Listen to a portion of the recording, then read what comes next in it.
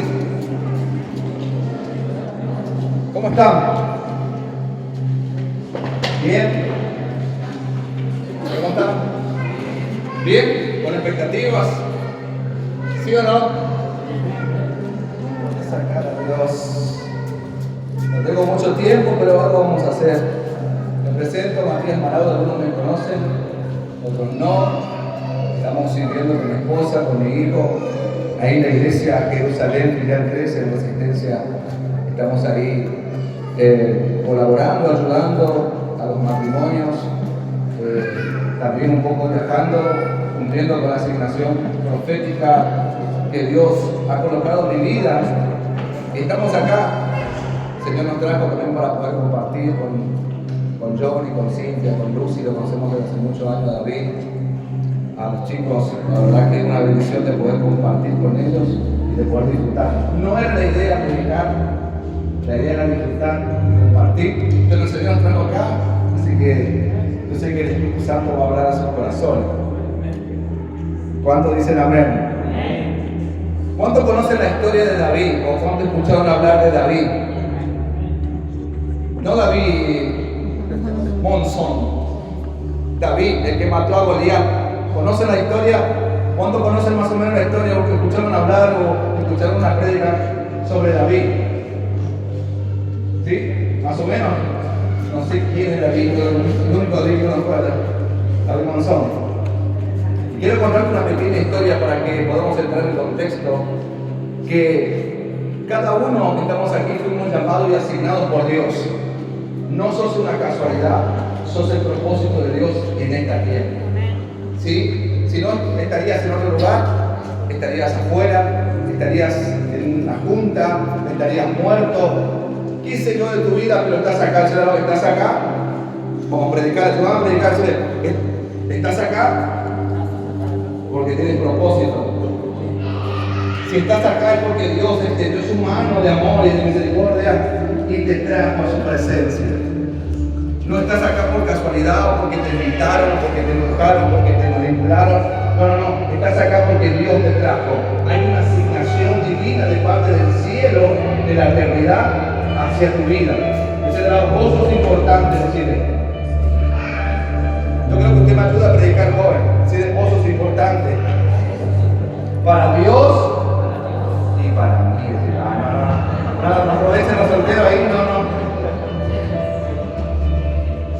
Somos importantes, somos la asignación de Dios, tenemos un propósito por el cual caminamos en esta tierra y estamos en el camino correcto. Estamos en el camino correcto, estamos en el camino del Señor. Ahora, qué importante saber nosotros como hijos de Dios cuál es nuestro propósito en esta tierra.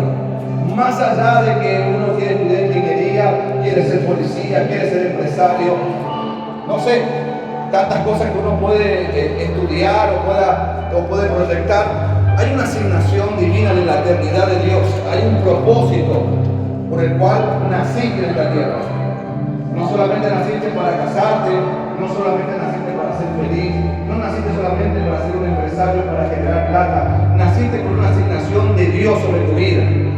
Ahora la pregunta que yo te hago, ¿cuál es ese propósito? ¿Cuántos son salvos? ¿Cuántos aceptaron a Cristo en su corazón? ¿Sí? Ahora, ¿después qué hago? ¿Qué estoy haciendo? ¿Qué hay después de la salvación? ¿Cuántos son salvos acá? ¿Todos son salvos? ¿Todos aceptaron a Cristo en su corazón? Si hoy viene Cristo, ¿nos vamos todos con Él? ¿Nos vamos con Él o no? ¿Estás seguro de tu salvación? Ahora, muchas veces nosotros nos encasillamos en nuestro pasado, en lo que nos pasó en la vida, o lo que a nosotros nos hicieron. Mala juventud hoy en día. Tienen un concepto erróneo los jóvenes el día de hoy. Hoy hacen lo que quieren, llevan el mundo por delante, toman decisiones, se enamoran, se juntan de temprana edad, 13, 14, 15, 17, 18 años. No tienen un proyecto de vida, no estudian, no trabajan, son vagos. Esos jóvenes no están acá hoy, decir, no vinieron hoy eso. Duermen hasta las 11, hasta las 12 del mediodía,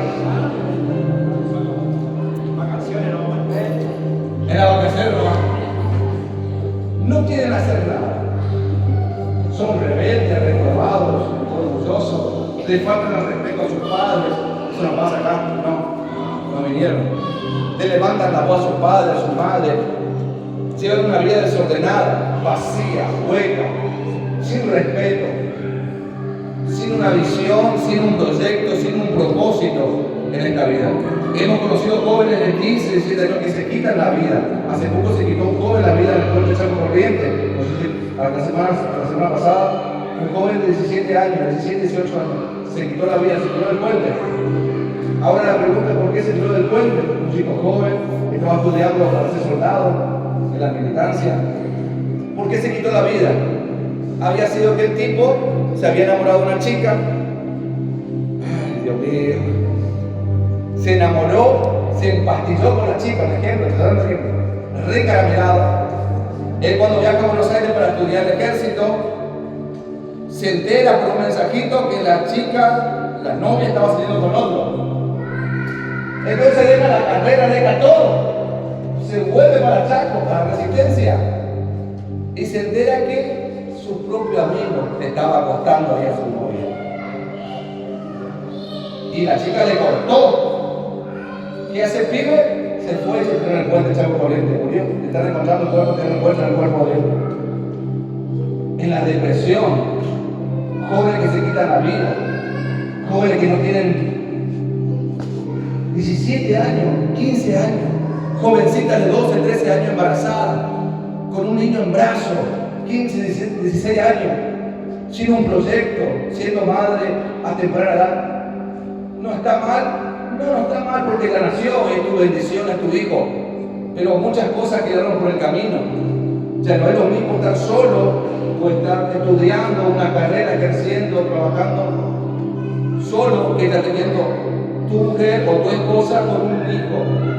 Ya es más difícil la cosa. Y hoy en día la juventud está corrompida. La juventud hoy está perdida en las redes sociales, en el Instagram, en el TikTok, en la pornografía, en los vicios, en el casino virtual. Hoy la juventud a temprana edad, hoy la droga es como un caramelo, te ofrecen la droga, la joda, la noche, las chicas, los chicos, la fornicación. A temprana edad, 12, 13 años ya están teniendo relaciones sexuales. Hoy totalmente la juventud en sí está corrompida. Antes no era tan vistoso eso. Había por ahí algunos renovados, pero no era tan vistoso como el día de hoy.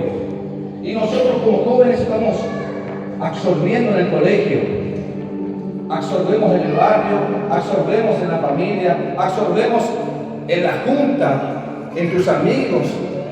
Ves como un joven está fumando, el otro fuma un faso, el otro se droga, al que tiene dos, tres novias, se tatúan, hacen lo que quieren en su vida, no tienen rienda. Nadie les puede manejar, hacen lo que quieren. Dice la palabra honra, los hijos tienen que honrar a su... El único mandamiento con promesa son 10 mandamientos. Y el quinto mandamiento es honra. Vamos. ¿Cómo dice? Honra a quién? A la abuela. Honra a tu padre y a tu madre. Y después es el único mandamiento con promesa. Honra a tu padre y a tu madre para que se extiendan los años en la tierra, tengas vida, tengas salud, tengas abundancia, tengas bendición. Cuando nosotros aprendemos a honrar a papá y a mamá, no son los mejores, no son perfectos, pero son papá y mamá. Son el medio y la herramienta que Dios utilizó para que vos salgas. No sos una casualidad, no sos un error, sino automáticamente te abortaban o no nacías. No entraba el esperma en el óvulo, no entrabas vos ahí chiquitito. Naciste porque Dios permitió que vos nazcas. Estás respirando porque Dios todavía te está sosteniendo. Estás vivo, estás con salud, seguís caminando, estás respirando porque Dios sigue sosteniéndote. Y muchos jóvenes hoy caen en depresión. Hemos trabajado con jóvenes que no tienen sentido, no encuentran el sentido de la vida. No le encuentran el sentido de la vida. No saben qué estudiar, qué hacer, duermen, no se quieren bañar, caen en depresión, están encarcelados en la oscuridad, no quieren salir, no quieren proyectar. Esos jóvenes no vinieron hoy acá. Hemos conocido jóvenes que están dentro de la iglesia. Hemos conocido jóvenes que aún congregándose, se han quitado la vida. No hay una contención. Y hemos comprendido a lo largo de la vida con mi esposa, porque hemos trabajado 11, 12 años con la juventud. Y seguimos trabajando, porque seguimos conectados con jóvenes. Siempre nos invitan a campamentos, congresos, puntos de jóvenes. Que el problema todo comienza en casa. Todo comienza en la familia, en el seno familiar. Ahí está. El 80% de los casos de los hijos hoy que hacen lo que quieren son problemas y producto de los padres. Ay, Dios mío, me metí un problema ahora. Son los padres que no le corrigen, son los padres que no le ponen límite, son los padres. Y hemos tratado con mi esposa años con los jóvenes y nos hemos dado cuenta que el 80% del problema de la juventud son los padres. Nosotros por ahí le damos a los jóvenes, le damos a los jóvenes, que también conlleva una responsabilidad en los jóvenes de tomar decisiones, de poder interesarse, de ser mejor, pero el 80% son los padres. No sé tu situación en tu casa, cómo te criaste, cómo te estás criando, no sé cómo te formaron, no sé si estás con papá o estás con mamá, no sé si vos le veías como papá le pegaba a mamá, no sabés si te criaste con tu mamá sola o solo. No sé cómo es tu crianza, no sé cómo fue tu infancia, no sé cómo fue tu adolescencia. Pero Dios está ahí. Dios siempre estuvo ahí. Dios siempre estuvo guardándote, cuidándote. Por eso estás acá hoy. Estás acá con un propósito.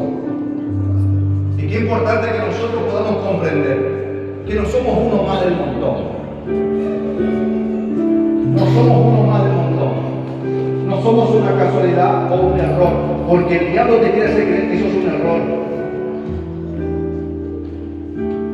¿Para qué nací? ¿Cuándo se preguntó? Yo me pregunté, ¿por qué no me tocó otro padre más rico, la mamá más bonita, un papá más bonito? Nací, que se dio en un barrio residencial, me tocó esta familia. Por ahí, ¿cuántos se quejaron por la familia, por los padres que tienen?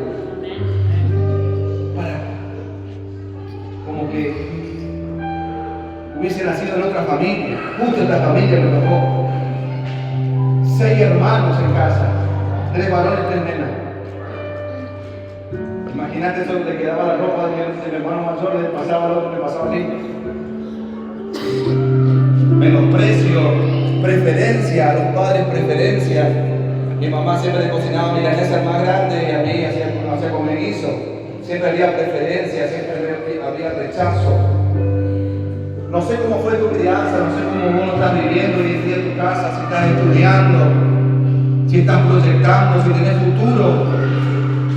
Pero déjame decirte de parte de Dios, acá está la historia de David.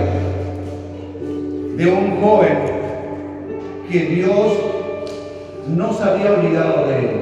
Un joven que Dios le había asignado algo eterno sobre su vida. Él no sabía, pero Dios ya estaba, los ojos de Dios ya estaban sobre él. Y la palabra enseña aquí en 1 de Samuel, capítulo 16. Primera de Samuel, capítulo 16, vamos a leer versículo 7. Voy a relatar un poquito para que puedan ver en contexto la historia, un poquito de David, el rey David.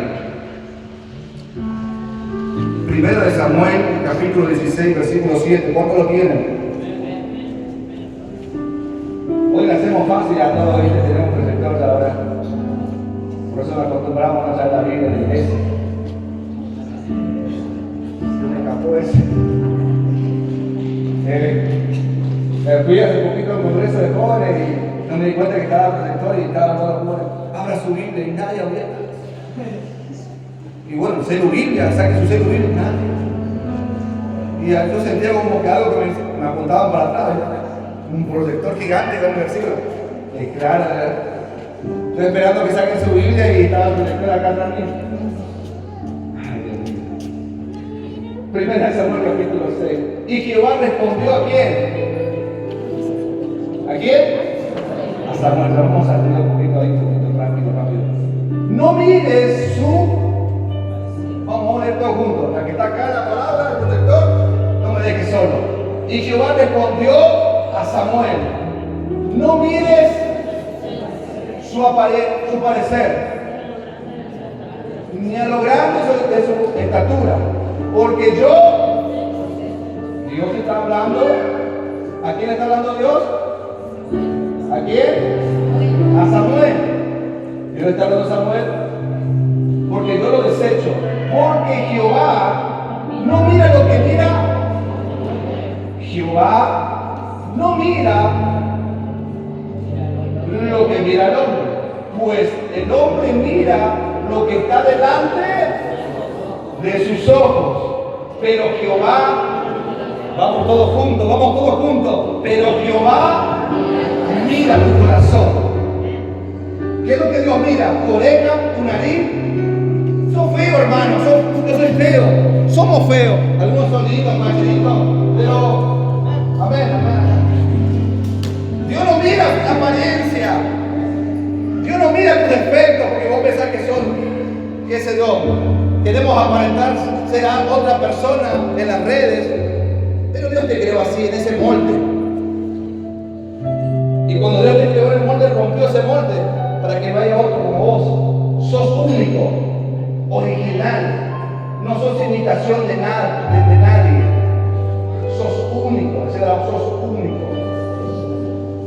Pero Dios no mira tu apariencia, porque el hombre mira. Guarda ahí. Por eso a veces nos dejamos llevar, los pobres nos dejamos llevar por lo que nuestros ojos ven.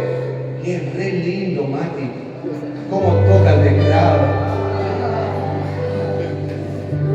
No me puedo concentrar para adorar a Dios. Dios no mira su apariencia. Ay, la corista, la voz que tiene. Cámara, masaya, tía, manda, la macaya, la lengua cuando le ven cantando. Le estoy dando un ejemplo.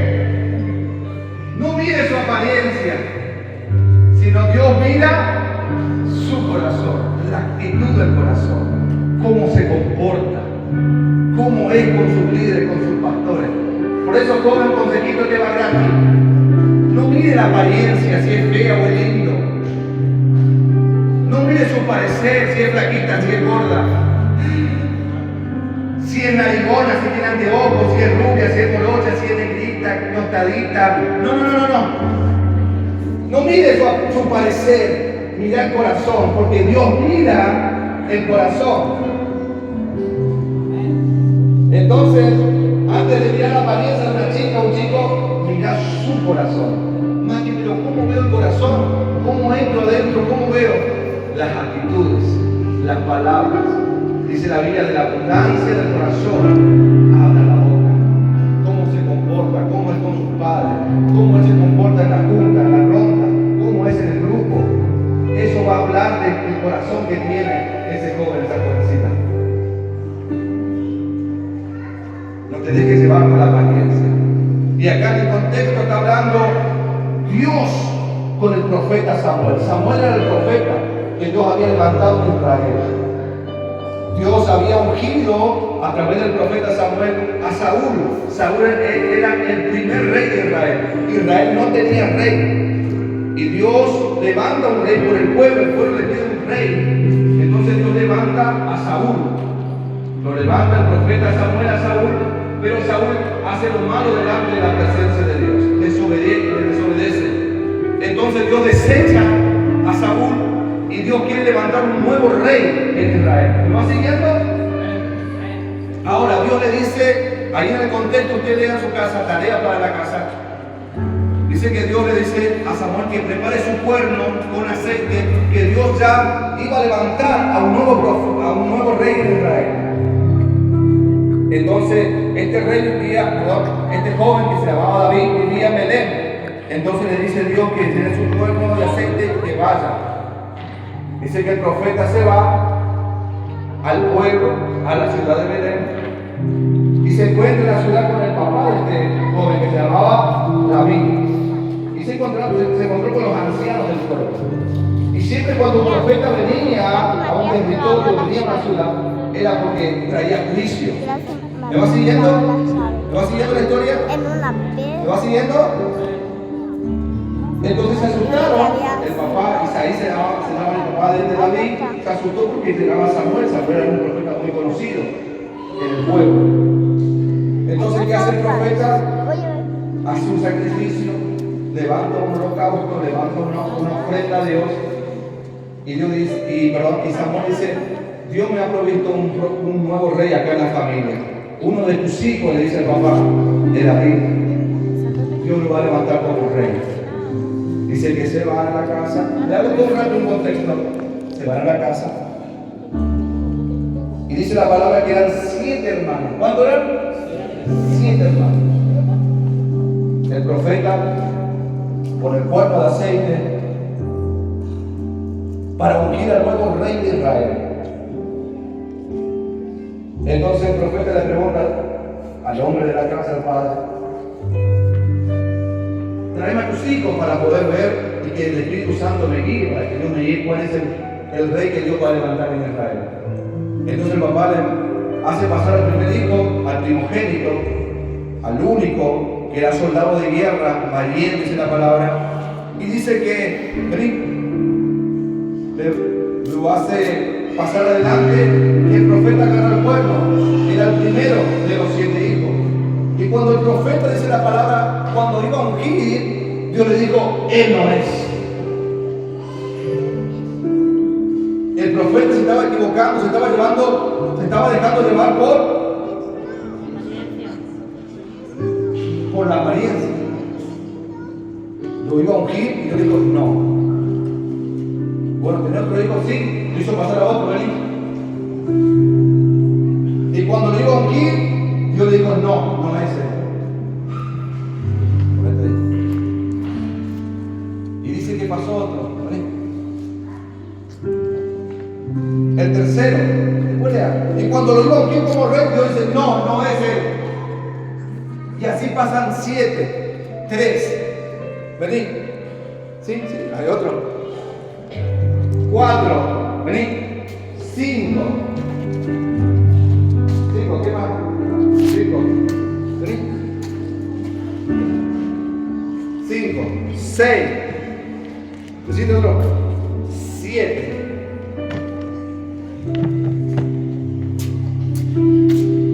Hace pasar a los 7 hijos que tenía. Y Dios le dijo: no. Entonces el profeta dijo: Dios se equivocó. Pero en todos esos hermanos no estaba ¿quién? ¿Quién no estaba ahí? David era el menor. A ver, chiquitito, a ver. Jesús. No, acá está Jesús. Jesús era para otros hermanos ahora.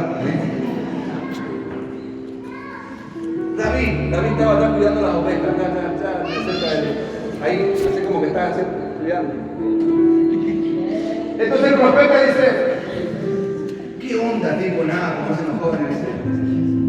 Me equivoqué. Y todos eran fuertes, valientes, soldados. Dice la palabra que eran de buen parecer, eran lindos, por cierto. ¿Son lindos o no?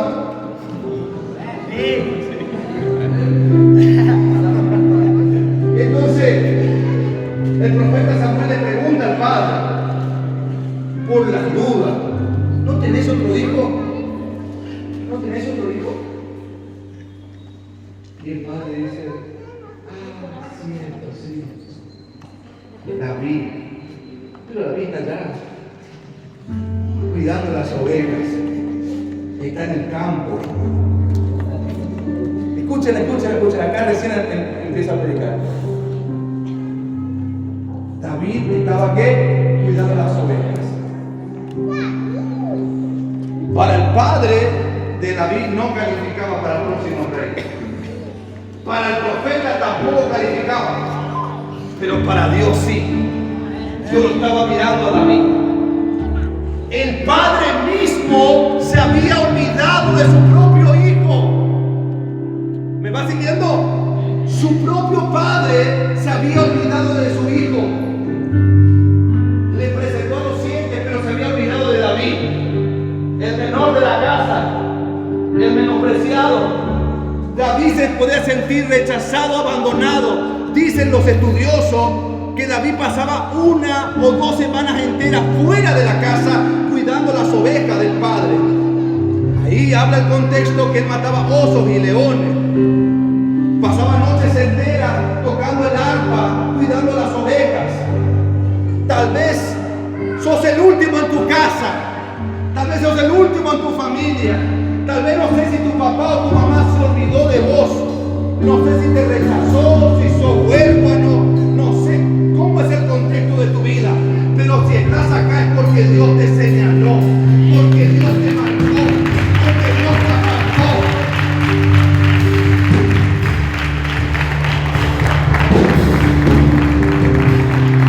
Ahora, marca el contexto. Y dice que el papá dijo, cierto, que tengo 8, falta David, muchachos. Y todo esto era envidioso por David. Claro, era hombre de hierro, hombre fuerte, valiente, hermoso parecer. Y David un pilichito allá.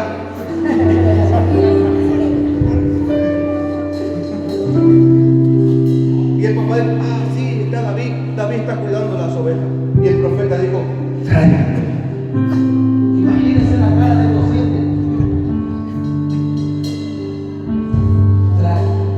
Tráiganlo.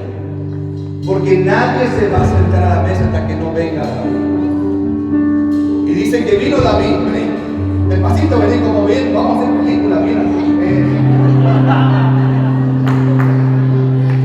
Ahí vino David. Y dice que cuando abrió la puerta, imagínate los 7 hermanos, cómo le entraron a David. Pensé que yo era el próximo rey. Pensé que el profeta venía por mí. Yo que estoy ayudando, que estoy en el ejército del próximo rey de Israel. Y va entrando David.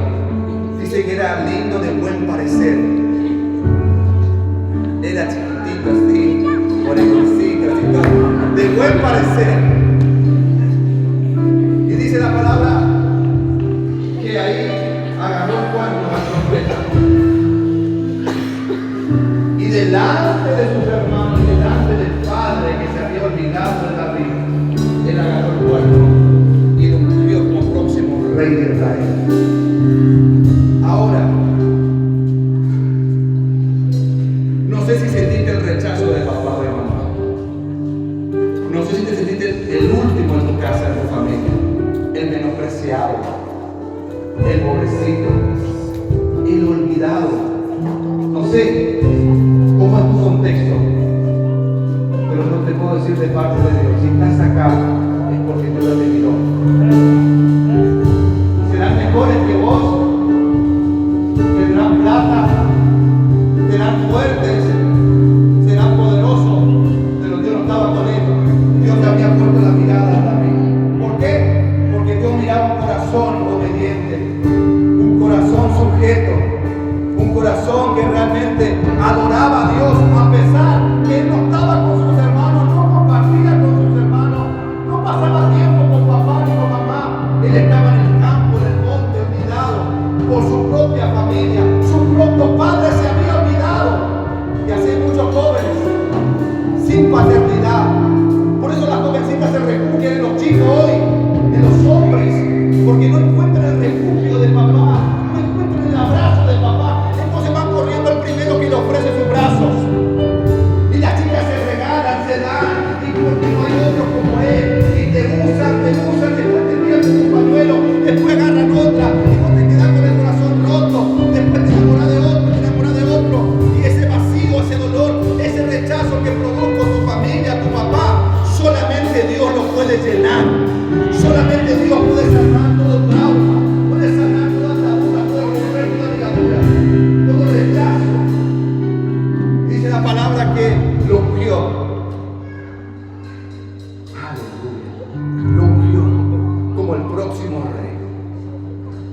Imagínate ese contexto, el papá con sus 7 hermanos. Se le habrá marcado la vena a cada uno, porque Dios había puesto su mirada en David, un joven rechazado, olvidado, abandonado por la sociedad y por su propia familia. Dice la palabra en el contexto, cuando Dios lo unge como nuevo rey, dice que el Padre lo manda nuevamente a cuidar las ovejas. Dice la palabra más adelante que los filisteos desafían a Israel. Entonces dice la palabra que estaban los hermanos de David en la guerra. Los 7 estaban en la guerra. Todo el pueblo filisteo quería conquistar a Israel y ahí aparece el famoso, fuerte, aparece el famoso Goliat, de 3 metros y medio, con 6 dedos, descendiente de los gigantes, un hombre de guerra, de batalla, que despedazaba con sus manos a cualquier soldado. Dice que su voz se escuchaba a 10 cuadras, 15 cuadras, y que sus pasos se hacía temblar la tierra cuando caminaba. Entonces todo el ejército de Israel tenía miedo, pero que son soldados de guerra, son fuertes, son valientes. Pero dice que la voz de Goliat hacía temblar a los soldados. Y dicen que Goliat le desafió a todos. Levantá uno, a tu mejor soldado de Israel, para que vengan a pelear con ellos. Y si ustedes lo vencen, nosotros nos vamos. Pero si nosotros le vencemos a un soldado, nosotros conquistamos Israel. Es un desafío. Entonces, en ese interín, en ese momento, ¿quién aparece? Ustedes están sentados ahí, los 7 hermanos, todos los soldados. Siéntense ahí. Preocupados, ¿qué van a hacer? El gigante, vení.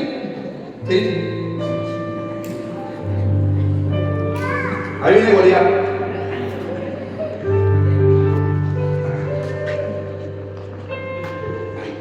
Goliat le hacía temblar a todos los soldados de Israel.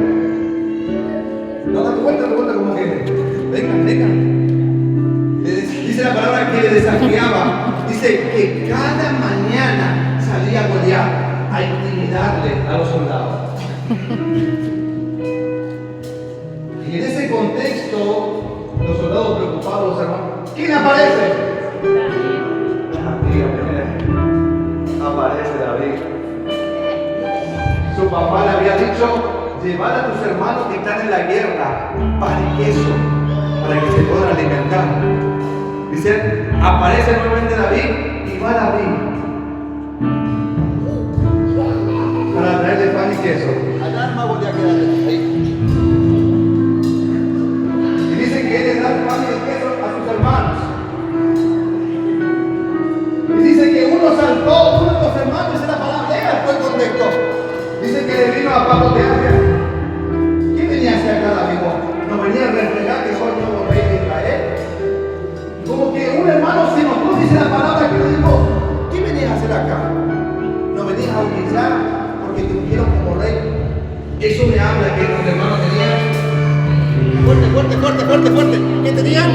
Envidia y celo de David. Un muchachito.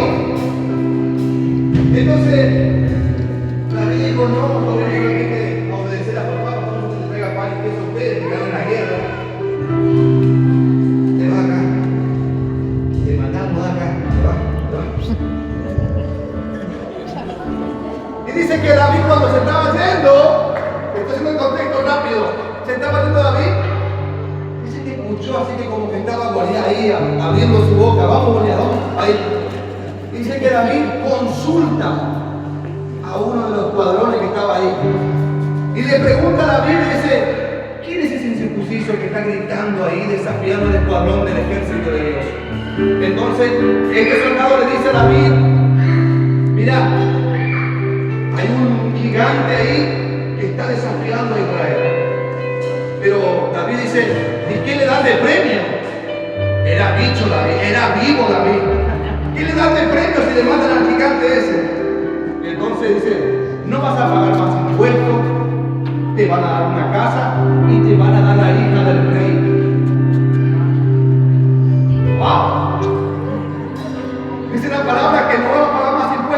la hija del rey que le van a dar. Entonces David dijo,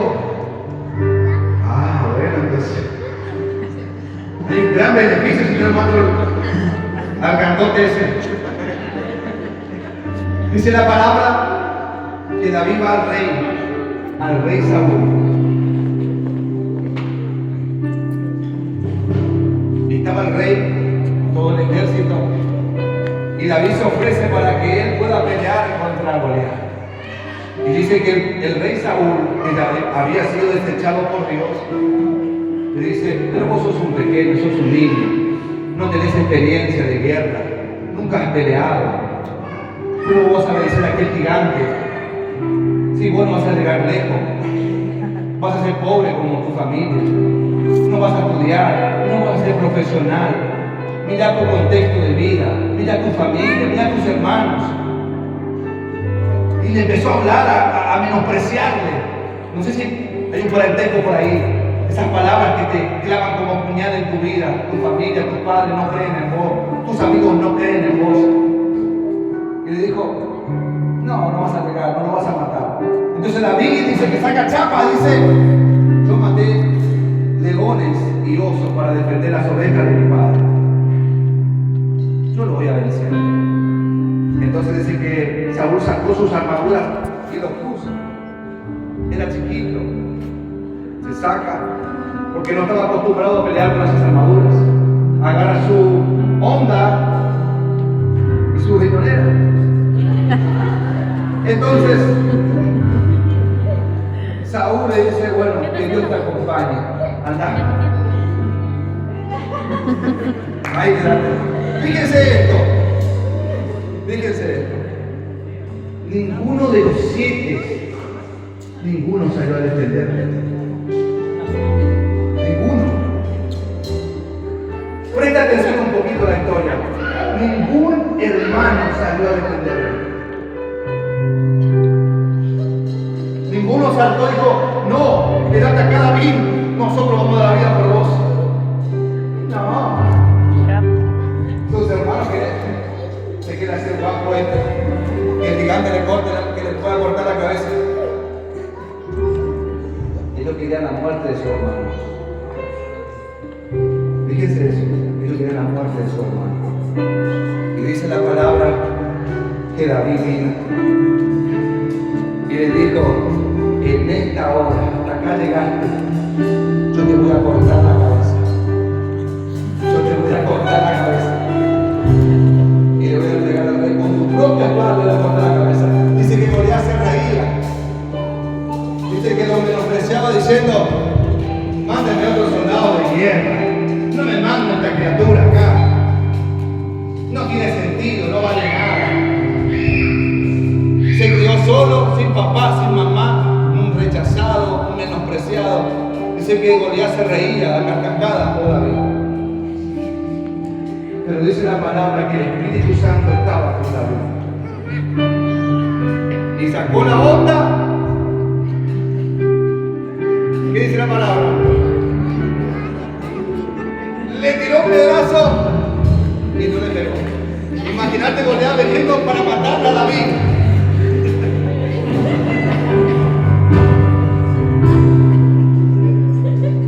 Yo me imagino, dice los estudiosos que tenía la espada y le rozaban los pedazos. Y David era astuto. Se voltean así como que le va a pensar. ¡Eso!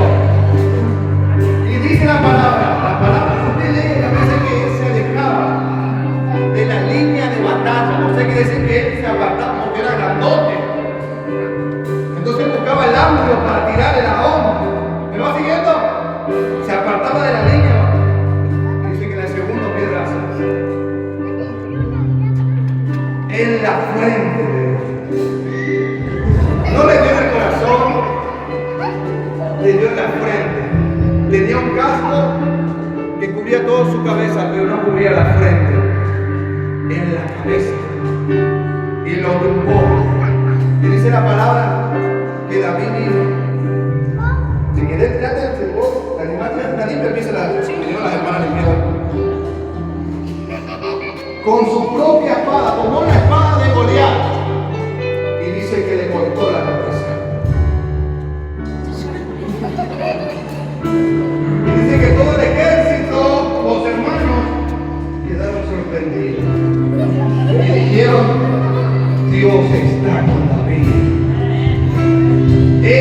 escogido de Dios. Eres un escogido de Dios.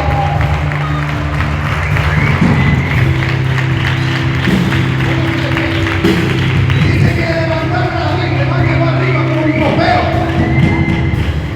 Dice que David, David, David, David, David, vamos, David. Vamos, levante, levante, levante, levante. Vamos, David, David, David, David, David. Se convirtió en el Messi. Era el Messi de la familia, era el Messi del pueblo, era el Messi de Israel. Uno que era menospreciado, uno que era rechazado, fue escogido por Dios. Fue señalado y apartado para Dios. Y dice la palabra que Dios estaba con él. Y fue el próximo rey de Israel. Dice que el pueblo cantaba: Saúl mató a 1000 y David mató a sus 10.000, porque 10.000 soldados representaban a Goliat. Dice que Dios lo levantó a David, lo levantó como rey. Fue David el que restauró el tabernáculo caído, el que trajo la adoración genuina en el tabernáculo. Fue David, dice la palabra, que el único que tenía el corazón conforme al corazón de Dios era David. Cometió errores, sí cometió errores David, pero no había otro como David, porque el corazón de David era sensible. El corazón de David era frágil. El corazón de David reconocía que le falló a Dios. Había un corazón rendido. Las veces que fallaba, las veces que pecaba, él se rendía a Dios y le pedía perdón y Dios lo volvía a levantar. ¿Por qué te digo y te cuento esta historia? Porque hay muchos David acá. Hay muchos David que fueron menospreciados por sus hermanos, por la familia, por su casa. Pero si estás acá es porque Dios te apartó. Los ojos de Dios están puestos sobre vos. Déjame decirte de parte de Dios que no sos una casualidad, que no sos un error de tu casa, de tu familia. Si estás acá es porque Dios te apartó para cosas grandes. Serás el primer empresario de tu familia, serás el primer profesional de tu casa, serás el primer empresario de tu casa. Vas a marcar la diferencia en esta generación y en tu casa, en tu familia. Serás el primero que nos levante. No te eres el único que viene a la iglesia, pero Dios antes de que y te abrazó para él. Es tiempo que te levantes, es tiempo que puedas perdonar al que te dañó, al que te retrató, que puedas perdonar, soltar tu pasado y caminar hacia tu presente, hacia tu futuro de gloria. Porque David fue rey. David fue rey. Serás el próximo rey en tu casa, decide. Vamos, vamos. Serás el próximo. No serás un drogadicto. No serás un borracho. Como todos tus abuelos, tus padres, tus antepasados. No serás una prostituta. Serás una hija, una empresaria de Dios. Sobre ti no habrá abuso, no habrá menosprecio, nadie te va a tocar, Dios te va a guardar, Dios te va a cuidar. Serás la primera empresaria en tu casa, la primera abogada, la primera doctora en tu casa. Dios te apartó para cosas grandes. Si estás acá es porque Dios te apartó, es porque Dios te señaló. Deja de mirar tu pasado, deja de mirar aquellos que te abandonaron. Deja de reprocharle porque papá no pudo cuando tu madre necesitaba. Perdonar, papá. Porque si David tenía rencor hacia su papá, hacia su mamá, hacia sus hermanos, Dios no lo iba a levantar. Por eso Dios miró el corazón de David, porque en él no había orgullo, no había rencor, porque él se podía ofender, se podía enojar. Pero tiene el corazón sano y perdonador. Joven, perdona. Esta es la noche que tienes que perdonar a aquellos que te fallaron. Esta es la noche que tienes que perdonar a papá que te abandonó. Tienes que perdonar a mamá cómo te tocaba, cómo te golpeaba, cómo te maltrataba. Esta es la noche que tienes que perdonar a tu ex que te abusó, que te jugó, que te Dios. Este es el tiempo que tienes que soltar todo tu pasado, todos los rencores, todo el orgullo que tienes y dejar que Dios pueda sanar tu corazón y serás el próximo rey, serás la próxima reina, serás el próximo hombre y mujer de Dios que Dios levante en tu generación, en tu casa, en tu familia.